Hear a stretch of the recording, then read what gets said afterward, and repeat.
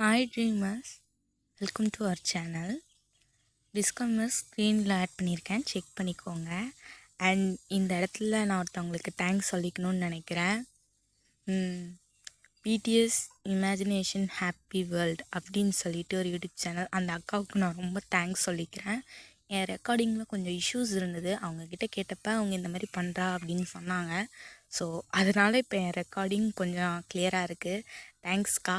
சரி, இப்போ வாங்க ஸ்டோரிக்குள்ளே போகலாம். Story name mafia kidnapper part 3 தான். Title who is the killer. சரி வாங்க ஸ்ட்ரெயிட்டாக வீடியோக்குள்ளே போயிடலாம். லாஸ்ட்டாக நம்ம எங்கே விட்டுருந்தோன்னா, ஒயன் ஜிம்மினை அவங்கக்கிட்டேருந்து காப்பாற்றிருப்பான். ஜிம்மின் வந்துட்டு ஃபெயிண்ட் ஆகிருப்பார். பிகாஸ் ஒயன் ஃபேஸில் வந்து கர்ச்சீஃப் வச்சு அவரை மயக்கம் பண்ணியிருப்பா. அவள் முழிச்சிட்ருக்கான்றதை கன்ஃபார்ம் பண்ணிவிட்டு அதை பண்ணியிருப்பா. ஜிம்மின் அந்த இடத்துலேயே ஃபெயிண்ட் ஆகிருப்பார்.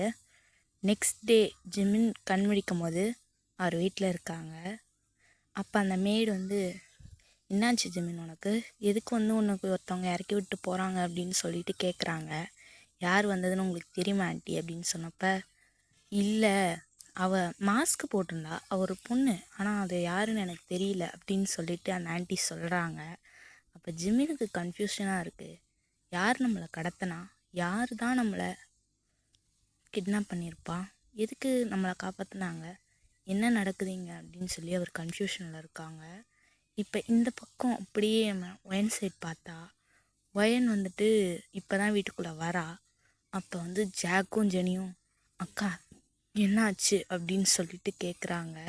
அதுக்கு அவளும், ஒன்றும் இல்லை, அவனை காப்பாற்றிட்டேன், ஒரு பிரச்சனையும் இல்லை, போலீஸ் இதுக்கப்புறம் பார்த்துக்குவாங்க, சரி இதுக்கப்புறம் நீ வெளியே போ, இப்போ உன் வீட்டுக்கு போ, இங்கே இருக்காத அப்படின்னு சொல்லிட்டு நீங்கள் குடுகுடுன்னு உங்கள் ரூமுக்கு போயிடுறீங்க.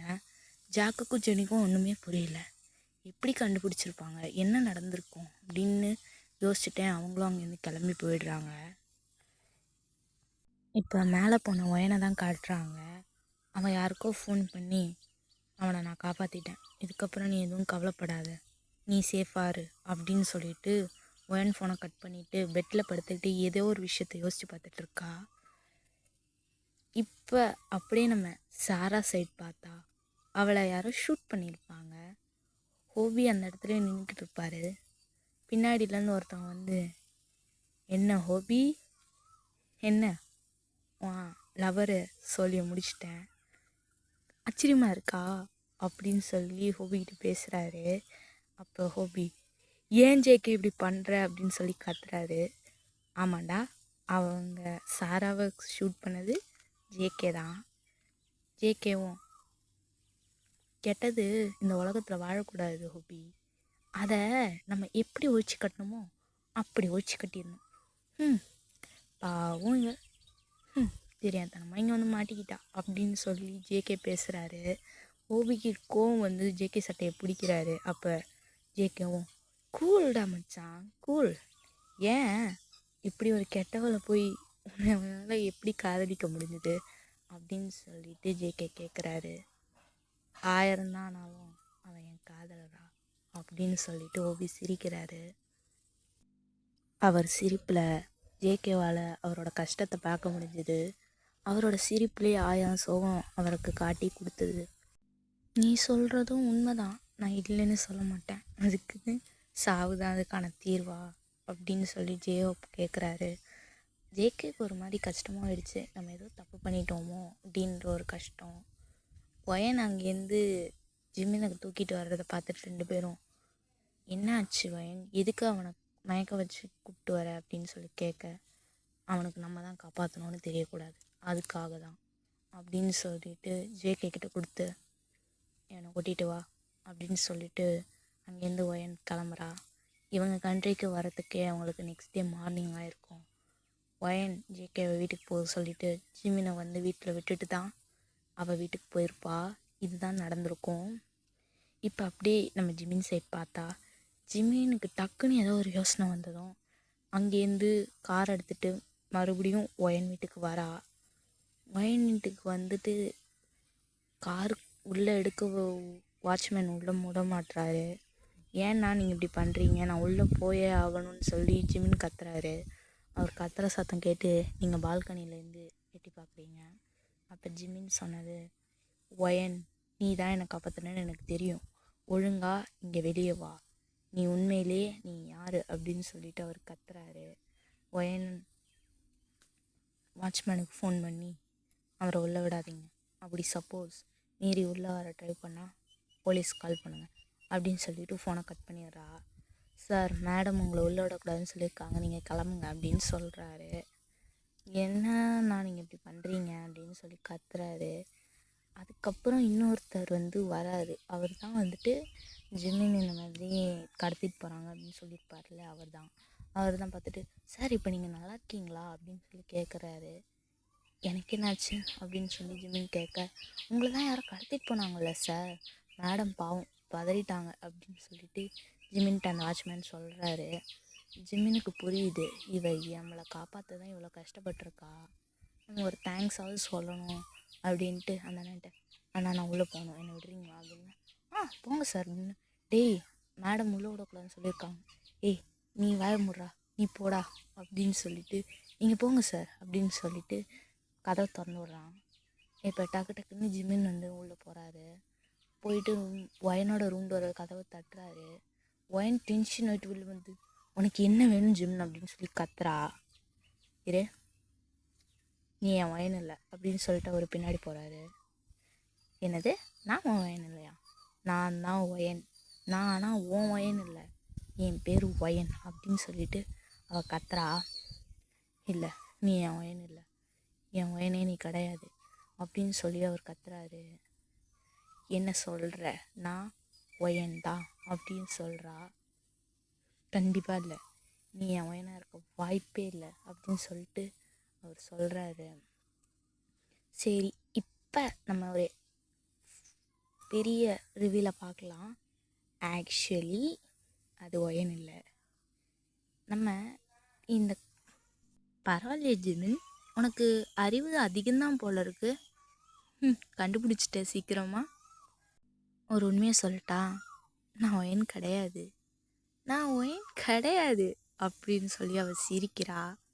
அப்போ நீ எப்படி பார்க்க என் ஒயன் மாதிரி இருக்க அப்படின்னு சொல்லி ஜிமின் கேட்குறாரு. உனக்கு அந்த கதையை தெரிஞ்சுக்கணுமா? சிம்பிள், சொல்கிறேன், ஆனால் உன்கிட்ட சொன்னால் எனக்கு என்ன லாபம், அதை தெரிஞ்சுக்கிட்டு நீ என்ன பண்ண போகிற, அதுக்கு பதில் சொல்லு, சொல்லவா வேணாமான்னு அப்புறம் முடிவு பண்ணிக்கிறேன், எனக்கு தெரிஞ்சாகணும். அவள் என்னோட ஒயன், அவளை நான் உண்மையாக காதலிக்கிறேன், அவளை பற்றி கூட தெரிஞ்சிக்க கூடாதா, அவளை என்ன பண்ண அப்படின்னு சொல்லி ஜிமின் கேட்குறாரு. ஓ, அவள் உன் ஒயன்னு உனக்கு இப்போ தான் தெரியுதா? அவள் அம்மாவை அவள் கண்ணு முன்னாடி கொல்றப்பெல்லாம் அவளுக்கு எப்படி வலிச்சிருக்கும். இப்போ ஏன் ஒயன் எங்கன்னு கேட்டால் சொல்ல முடியாதுடா அப்படின்னு சொல்லி அவள் சொல்கிறா. உண்மையிலேயே நீ யார், இங்கே என்ன பண்ணுற, எதுக்கு என்ன நீ காப்பாற்றின, இங்கே என்ன நடக்குது எனக்கு தெரிஞ்சு ஆகணும் அப்படின்னு சொல்லி ஜிமின் கத்துறாரு. உனக்கு எல்லாத்தையும் சொல்ல வேண்டிய நேரம் வந்துருச்சுன்னு நான் நினைக்கிறேன், சொல்கிறேன், ஆனால் இந்த விஷயம் உன்னை தாண்டி வெளியே போச்சுன்னா அடுத்த நிமிஷம் உன் உடம்புல உயிர் இருக்காது. ஏன் அக்காவோட லவ்வருன்னா நான் உன்னை பார்க்க மாட்டேன், கொன்னுடுவேன் அப்படின்னு சொல்லி அவள் சொல்கிறா. என்னது, அக்காவா அப்படின்னு சொல்லி ஜிமின் கேட்குறாரு. ஆமாம் ஆமாம், நாங்கள் 2 பேரும் ட்வின்ஸ், உண்மையை சொல்லணுன்னா அப்படின்னு சொல்லி இப்போ ஒரு ஃப்ளாஷ்பேக்குள்ளே போகிறா. இப்போ வாங்க நம்மளும் அந்த ஃப்ளாஷ்பேக்குள்ளே போகலாம். இப்போ ஒயனோட அப்பா அம்மாவை தான் காட்டுறாங்க. ஒயனோட அம்மா 9 months ப்ரெக்னென்ட். அப்போ அவங்க அப்பா அவங்கக்கிட்ட சொல்லிக்கிட்டு இருக்காரு, நமக்கு ட்வின்ஸுன்னு சொன்னாங்கல்ல, என்னால் நம்பவே முடியல, நமக்கு ட்வின்ஸ் மட்டும் பிறந்தாங்கன்னா ரொம்ப சந்தோஷமாக இருக்கும் அப்படின்னு சொல்லி அவர் சிரித்து பேசிக்கிட்டே இருக்கும்போது ஒயனோட அம்மாவுக்கு டெலிவரி பெயின் வந்திருக்கும். அவங்கள கூட்டிகிட்டு போய் ஹாஸ்பிட்டலில் சேர்த்தப்ப முதல்ல ஒயன், 2வது ஷா பிறந்திருப்பாங்க. அப்போ அவங்க அம்மா இவங்கள பிறந்த பிறகு அவங்க அம்மா அங்கேயே இறந்துருப்பாங்க. எங்கள் அப்பாவுக்கு என்ன பண்ணுறதுன்னு தெரியல. ஆனால் தான் பிள்ளைங்கள வளர்த்தாகணுன்றதுக்காக 2வது கல்யாணமாக பண்ணியிருப்பார். 2வது கல்யாணம் பண்ண அம்மா தான் இவங்க. அவங்க ஆனால் அவங்கள இவங்க 2 பேரையும் தான் சொந்த பிள்ளைங்களாக தான் பார்த்துக்கிட்டாங்க. ஆனால் ஒயனோட அப்பாவுக்கு ஒரு கஷ்டம் இருந்துக்கிட்டே இருந்தது, நம்ம பிள்ளைங்கள இப்படி 2வது அம்மாவை வச்சு வளர்க்குறோம் அப்படின்னு. ஆனால் இப்போ ஒயனோட அம்மாவாக இருந்தவங்கள அவங்க சுத்தமாக தான் பிள்ளைங்க இல்லைன்றது ஒயனுக்கும் ஷாக்கும் தெரியாது. ஆனால் ஷாக்கு ஒரு சின்ன மனவியாதி இருக்குது. என்னென்னா, தன்னை யாராவது எதிர்த்துட்டாங்கன்னா அவங்கள ஒன்று ஏதாவது அவங்கள பண்ணியே ஆகணும் அப்படின்ற மாதிரி ஒரு மென்டல் ஹெல்த் அவளுக்கு இருக்குது. அவங்க 5th ஸ்டாண்டர்ட் படிக்கும்போது ஒரு பையன் தான் பென்சில் பாக்ஸை எடுத்து வச்சுக்கிட்டு அது என்னோடது அப்படின்னு சொல்லி அவளை பார்த்து சொல்லியிருக்கான். இவளுக்கு கோவம் வந்ததும் அவனை மூக்கை உடச்சி விட்டுட்டா. அது பிரின்சிபல் ரூம் வரைக்கும் வந்து, நீங்கள் அவளை வேறு ஸ்கூல் மாற்றுங்க, இந்த ஸ்கூல்லலாம் அவளை வச்சுருந்தா இங்கே எல்லா பிள்ளைங்களுக்கும் அடிபட்டுரும் அப்படின்னு சொல்லி அந்த அடிபட்டனால பையனோட பேரண்ட்ஸ் சொன்னதுனால ஒயனோட அப்பாவும் இவளை மாற்றிடலாம் அப்படின்னு யோசிச்சுட்டு இருந்தப்ப, சரி 1 வீக் டைம் தரோம், அதுக்குள்ளே நீங்கள் உங்கள் பொண்ணை மாற்றிட்டு போயிடுங்க அப்படின்னு சொல்லி அந்த பிரின்சிபல் டைம் கொடுத்துருவாரு. அப்படி டைம் கொடுத்துருவாரு. இவளும் அடுத்த நாள் ஸ்கூலுக்கு போயிட்டு வர வழியில் இவளுக்கு ஒரு ஆக்சிடெண்ட் ஆகிடும். அந்த ஆக்சிடெண்ட்டில் இவ ஐசியூ வரைக்கும் தான் மரணம் வரைக்கும் போய் அதுக்கப்புறமா மீண்டு வந்திருப்பா. ஆனால் ஒயனோட அப்பாவுக்கு என்ன தோணியிருக்குன்னா, இவளை இதுக்கப்புறம் வெளி உலகத்தில் வச்சுருந்தா இது கஷ்டமாக போயிடும் அப்படின்னு அவர் புரிஞ்சுக்கிட்டு ஷா இறந்துட்டதா எல்லாருக்கும் அறிவிச்சிட்டாரு. எல்லாரை பொறுத்த வரைக்கும் ஷா சின்ன வயசில் இருக்கும் போதே இறந்துட்டா. ஆனால் தான் மக படிக்கணுன்றதுக்காக ஸ்கூலுக்கு ஒரு நாள் ஒயன் ஒரு நாள் ஷா அப்படின்னு மாற்றி மாற்றி அனுப்பி விட்டுட்டு இருந்தார். ஆனால் ஷா ஒயன்ற பேரில் வாழறது அவளுக்கு பிடிக்கல. இருந்தாலும் தான் வாழ்க்கையை வாழ்ந்து ஆகணுன்றதுக்காக ஷாவும் அந்த மேலே ஒயனா ஒரு நாளும் ஷாவா ஒரு நாளும் இருப்பா. இப்படி தான் கொஞ்சம் வருஷங்கள் போகுது. அப்போ ஒரு நாள் இவங்க அம்மாவும் அப்பாவும் பேசிக்கிட்டு இருக்காங்க. ஒயனோட அம்மா ப்ரெக்னென்ட். அதுக்கப்புறம் தான் ஜெனி பிறந்திருப்பா. இதெல்லாம் நடந்துட்டு இருக்கும்போது இவங்க 2 பேரும் 12th ஸ்டாண்டர்ட் படிச்சுட்டு இருப்பாங்க. ஜெனியும் கொஞ்சம் பெரிய பொண்ணு தான். இவங்க 3 பேரும் ஒரே ரூமில் தான் தூங்குவாங்க. அப்படி தூங்கிட்டு இருக்கும்போது இவங்களுக்கு ஒரு சத்தம் கேட்க ஆரம்பிக்குது. இவங்க அப்பாவும் அம்மாவும் பேசிக்கிற சத்தம். அவங்க 2 பேரும் இது முடியுமாங்க அப்படின்னு சொல்லி என்னோட அம்மா கேட்குறாங்க. என்னால் முடியாதுன்னு எதுவும் கிடையாது, இதை நான் முடிச்சு காட்டுறேன், அவனை நான் பிடிச்சே தீருவேன் அப்படின்னு சொல்லி அவர் டென்ஷன் ஆகுறாரு. சரி டென்ஷன் ஆகாதீங்க, நானும் உங்கள் கூட வரேன் அப்படின்னு சொல்லி 2 பேரும் பேசுகிற சத்தம் எனக்கும் ஷாக்கும் கேட்குது. இவங்க எங்கே தான் போகிறாங்க அப்படின்னு பார்க்குறதுக்காக இவங்க 2 பேரும் அவங்க 2 பேரும் ஃபாலோ பண்ணுறாங்க.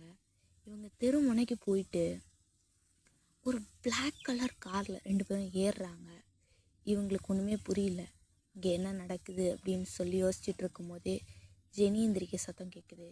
இவங்க என்ன பண்ணுறாங்கன்னா, ஜெனியை நல்லா தூங்க வச்சுட்டு இவங்க எங்கே தான் போகிறாங்க அப்படின்னு சொல்லி கண்டுபிடிக்கிறதுக்காக அந்த காரு ஃபாலோ பண்ண ஆரம்பிக்கிறாங்க.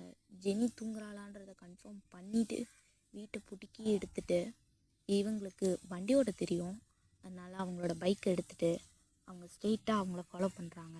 அப்படி ஃபாலோ பண்ணும்போது இவங்க அந்த காரை மிஸ் பண்ணிடுறாங்க. பிகாஸ் ஜெனி இப்படி இருக்காளா இவளை பார்த்துட்டு கிளம்புறதுக்குள்ளே அவங்க அந்த காரை மிஸ் பண்ணிடுறாங்க. தெருவாக அலையும் போது அவங்க அந்த காரையும் கண்டுபிடிக்கிறாங்க. அந்த கார் ஒரு இடத்துல நின்றுட்டுருக்கு. அதுலேருந்து அவங்க அப்பா இறங்குறாரு. பட் மனுஷன் ஃபுல் பிளாக்கில் மாஸ்க் போட்டு தான் இறங்குறாரு. ஆனால் அவங்க அம்மா அதுலேருந்து இறங்கலை. இவங்களுக்கு கன்ஃபியூஷனாக இருக்குது என்ன நடக்குது அப்படின்னு சொல்லிட்டு ஒளிஞ்சிருந்து பார்க்க ஆரம்பிக்கிறாங்க. அவங்க அப்பாவும், டேய் எங்கடா மிஸ்டர் பார்க் அப்படின்னு சொல்லி அவர் சிரிக்கிறாரு. அடா வண்டியா கிம் அப்படின்னு சொல்லிட்டு ஒரு சத்தம். அங்கேருந்து பார்க் வராரு. என்னடா மச்சான் இவ்வளோ லேட்டாக வர, என்ன நீ, உனக்கு ஒன்று தெரியுமா அப்படின்னு சொல்லி இவங்க ஏதோ பேசிக்கிறாங்க. பட் ஒயனுக்கும் ஷாக்கும் அது கேட்கல. அப்போ இவங்களுக்கு ஒரே விஷயம் கேட்குது, என்னென்னா நம்ம 2 பேரும் மாஃபியாடா அப்படின்னு சொல்லுவோம். அப்பா அப்போ ஒரு மாஃபியாவா அப்படின்னு சொல்லி 2 பேரும் ஷாக்காக கேட்டுட்ருக்காங்க. அப்போ திடீர்னு ஷா என்ன பண்ணிடுறான்னா லைட்டாக காலை நகர்த்துவோம், அங்கே இருந்த ஒரு மூட்டை சரிஞ்சிடுது. இவங்க யாரோ இருக்காங்கன்னு சொல்லிட்டு அந்த இடத்த ஷூட் பண்ணுறாங்க. அப்போ இவங்க 2 பேரும் அந்த இடத்த விட்டு ஓட ஆரம்பிக்கிறாங்க. இவங்க 2 பேரும் உளவாளிங்கன்னு நினச்சி அவங்கள துரத்த ஆரம்பிக்கிறாங்க. ஆனால் ஒயனோட அப்பா இன்னொரு விஷயத்த நோட் பண்ணுறாரு. என்னென்னா அவங்க பொண்ணோட ஸ்கூட்டி அங்கே நிற்கிறத அவர் புரிஞ்சுக்கிட்டாரு. ஏன்னா அவங்க 2 பேரும் நம்ம பொண்ணுங்க தான் அப்படின்னு புரிஞ்சுக்கிட்டு அவர் நிறுத்துங்க அப்படின்னு சொல்லி ஒரு கத்தவும் 2 பேரும் நில்லுங்க அப்படின்னு சொல்லி கத்துறாரு. அவங்க 2 பேரும் அந்த இடத்துல டக்குன்னு நின்றாங்க. ஒயன், ஷா, இங்கே என்ன பண்ணுறீங்க அப்படின்னு சொல்லி அவர் கேட்குறாரு. அப்பா அப்படின்னு சொல்லி 2 பேர் திரும்புகிறாங்க. மிஸ்டர் பார்க், உங்களை நான் அப்புறமா மீட் பண்ணுறேன் அப்படின்னு சொல்லி 2 பேர்த்தையும் பிடிச்சி காரில் தூக்கி போட்டு வீட்டுக்கு கூப்பிட்டு வராரு. அப்போ காரில் தூக்கி போடும்போது தான் இன்னொரு விஷயத்த கவனிக்கிறாங்க. அவங்க அம்மா அதில் இருக்காங்க. பட் அவங்க டெய்லி போடுற ட்ரெஸ்ஸோடு தான் அதுக்குள்ளே இருக்காங்க. பட் அவங்க அதை வீடியோ எடுத்துகிட்டு இருக்காங்க. எதுக்கு அப்படின்றது உங்களுக்கு புரியலை. அப்புறம் அவங்கள வீட்டுக்கு கூட்டிகிட்டு வந்து எதுக்கு எங்களை ஃபாலோ பண்ணீங்க, அது எவ்வளோ ஆபத்தானதுன்னு உனக்கு தெரியுமா? இன்னும் ஒரு நிமிஷம் மிஸ் பண்ணியிருந்தா இந்நேரம் அவங்க உன்னை கொண்டிருப்பாங்க. நீங்கள் 2 பேரும் இறந்துட்டா நான் என்ன பண்ணுறது? நீங்கள் அதை பற்றி யோசிச்சிங்களா அப்படின்னு சொல்லி அவர் கத்துறாரு. அப்போ நீங்கள் ஒரு மாஃபியாவாப்பா அப்படின்னு சொல்லி நீங்கள் கேட்கவும் அவர் தலையை குனிஞ்சிட்டு ஆமாம் அப்படின்ற மாதிரி தலையாட்டுறாரு. அவங்க 2 பேருக்கும் ஷாக். ஏன்னா உங்கள் அப்பா ஒரு கம்பெனி வச்சு ரன் பண்ணுறத தான் நினச்சிக்கிட்டு இருப்பீங்க. சரி, அப்புறம் ஏன் உங்களை மிஸ்டர் கிம்முன்னு கூப்பிட்றாங்க அப்படின்னு சொல்லி அவங்க கேட்குறாங்க. சரிடா, இப்போ நம்ம உங்கள் அப்பாவுக்கு ஒரு பேர் வைக்கலாம், என்னென்னா கிம் தயாங் அப்படின்னு சொல்லிட்டு. இன்னும் இருக்குது இதில் ட்விஸ்ட்டு, அதனால நம்ம இவருக்கு கிம் தயாங்னு பேர் வச்சுக்கலாம். உங்கள் பேர் தயாங் தானேப்பா, உங்கள் கம்பெனி நேமும் மிஸ்டர் கிம் தயாங் தான். அவங்க எதுக்கு உங்களை வெறும் மிஸ்டர் கிம் மட்டும் கூப்பிட்றாங்க அப்படின்னு சொல்லிட்டு இவங்க 2 பேரும் டவுட்டாக கேட்க, மாஃபியா இண்டஸ்ட்ரியை பொறுத்த வரைக்கும் நான் வெறும் கிம் மட்டும்தான். உங்களை பொறுத்த வரைக்கும் நான் தயாங். ஆனால் மாஃபியா இண்டஸ்ட்ரியை பொறுத்த வரைக்கும் நான் வெறும் கிம் தான் அப்படின்னு சொல்லி சொல்கிறாரு. அது மட்டும் இல்லை, இந்த அண்டர் கிரவுண்ட் மாஃபியா வேர்ல்டுக்கு நான் தான் கிங்கு. இப்போ நீங்கள் கொஞ்ச நேரத்துக்கு முன்னாடி ஒருத்தனை பார்த்தீங்கல்ல, அவன் ரொம்ப ஆபத்தானவன். அவன்கிட்ட யாராவது நெருங்கினாலே கஷ்டம். என்னாலேயே அவன்கிட்ட நெருங்க முடியாது. ஒரே ஒரு விஷயம், அவனை போலீஸ்கிட்ட பிடிச்சி கொடுக்கணும். அதுக்காக தான் உங்கள் அம்மாவை கூட்டிகிட்டு போய் அவனை கையும் களமாக மாட்ட வைக்கலான்னு பார்த்தா நீங்கள் எங்கள் பிளானில் குப்பையை வாரி போட்டீங்க அப்படின்னு சொல்லி அவர் கத்துறாரு. அப்போ ஷா, அப்பா நாங்கள் உங்களுக்கு உதவி செய்கிறோம், எங்களையும் மாஃபியாவில் சேர்த்துக்கோங்க அப்படின்னு சொல்லி ஷா சொல்கிறா. இல்லை, இது உன் லைஃப்பையே வீணாக்கிறோம் அப்படின்னு சொல்லி அவர் கத்துறாரு. நீ என்ன விளாண்டுட்ருக்கியா ஷா அப்படின்னு சொல்லி அவர் கேட்குறாரு. இல்லைப்பா, நான் மட்டும் வரேன், ஒயன் வேணாம், அவள் படிக்கட்டும். இதுக்கப்புறம் 12th முடிஞ்ச பிறகு என்னால் எப்படியும் படிக்க முடியாது. ஸ்கூலுன்றதுனால எனக்கு எல்லாரையும் தெரியுன்றதுனால எனக்கு ஒரு பிரச்சனையும் இல்லை. இதே காலேஜுன்னு வந்துடுச்சுன்னா என்னால் சமாளிக்க முடியாதுப்பா. நான் உங்கள் கூட மாஃபியா வேலைக்கு வரேன். ஒயன் காலேஜ் போய் படிக்கட்டும், எனக்கு ஒரு பிரச்சனையும் இல்லைப்பா. என்னோடய மைண்ட் செட் அப்படி தானே.